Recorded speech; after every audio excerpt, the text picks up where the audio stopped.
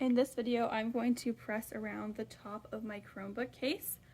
And you'll notice, so I have my inside, here's my outside, and there's still this hole. And as I'm pressing, I'm going to try and guesstimate so that this kind of stays a straight line.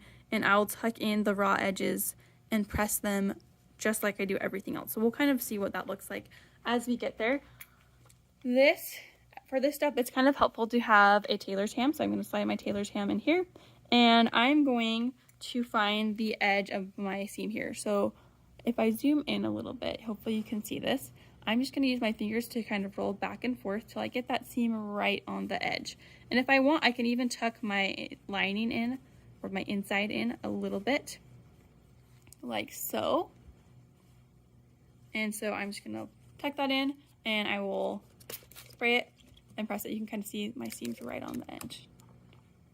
So I'm going to press that right there. And I'll continue on. I'm going to go all the way around. I'm going to just kind of roll right up to the edge.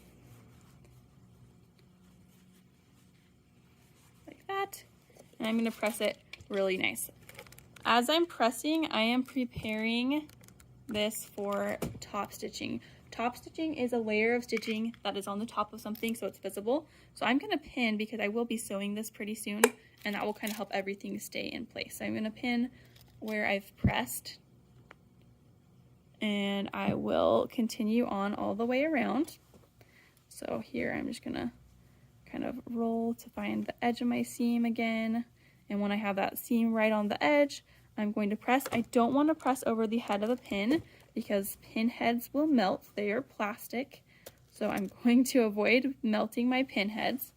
I'm just going to keep going around and I will pin after I press a section. So right here I'm leaving my pin out. It's hard to tell, but it's not in there. And this last little section I've got to be extra careful with because this is where my hole is.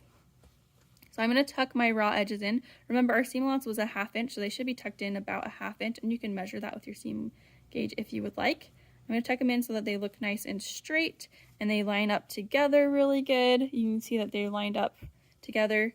Once I feel good about it, I can go ahead and press them and pin it closed. And I'll probably put extra pins here just to really make sure that I close this because the top stitching is going to be what closes our hole.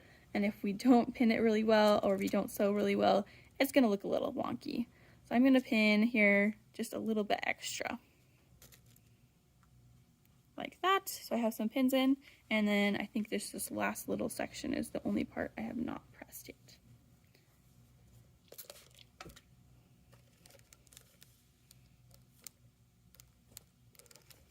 Okay, once I've pressed all of this and pinned it all, I'm ready to go ahead and move on to my top stitching.